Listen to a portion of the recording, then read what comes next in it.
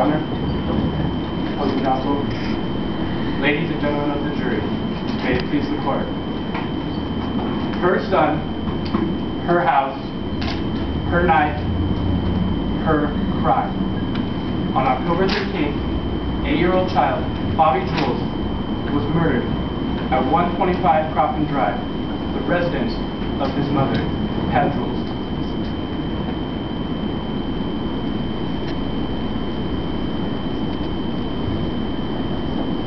Her son, her house.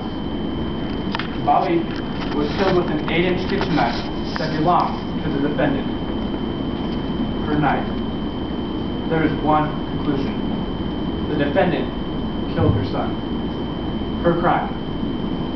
Now, the defendant had gone through a bitter divorce that left her on the wrong end of a custody battle, without custody of her son.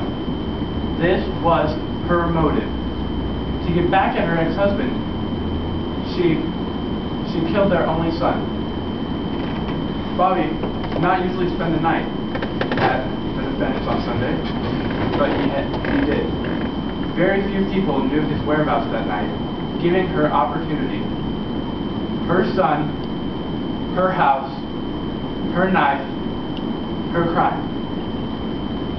Now, Detective Jerry has testified that the defendant was not very emotional after learning of her son's death, even though her only son had just died. We also learned that the knife was outside the defendant's bedroom, with no blood splatter anywhere. It had been placed there. The prosecution's next witness, Mo Martin, testified that she was awakened by a noise coming from the defendant's house, but she did not see any movement coming from the house. She looked in the backyard, but never saw any movement. Shortly thereafter, Pat had come running to her house, that someone had taken Bobby. Lynn Jules, the father of Bobby Jules, told us that Pat sent a note to her that in it said, "Bobby would be better off if no one had him." This quote is quite similar to something that the defendant told Kid Gritto right after confessing that she killed Bobby, that she made up her entire story. This quote was, "If I can't have him, no one will." Then there are the defense witnesses. Shire Burks believes that a man he saw at a diner killed Bobby, but he's not a detective. He cannot identify the person, the man he saw at the diner, as the person who killed Bobby. He has no experience in detective training, but he thinks that he can do a better job than the entire police department.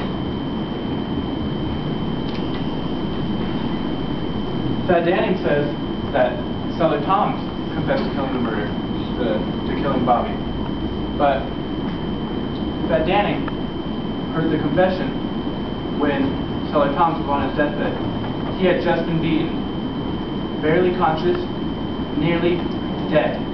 An investigation from Detective Jerry shows that Seller Toms was 90 miles away at the time of the murder.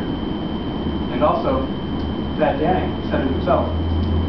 Pulitzer Prize, here I come. And then there's the defendant herself.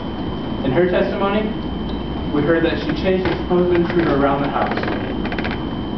He broke the glass doors while doing this, sending glass all over the floor. But she was not wearing any shoes. And there were no markings, no cuts whatsoever anywhere on her feet.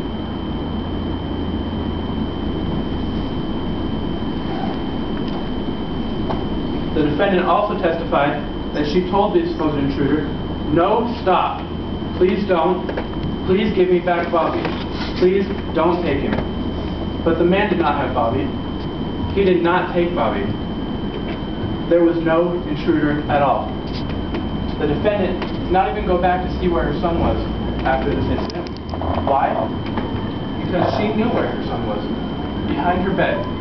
Behind his bed. Dead. Stabbed to death twice. Because the defendant killed her son.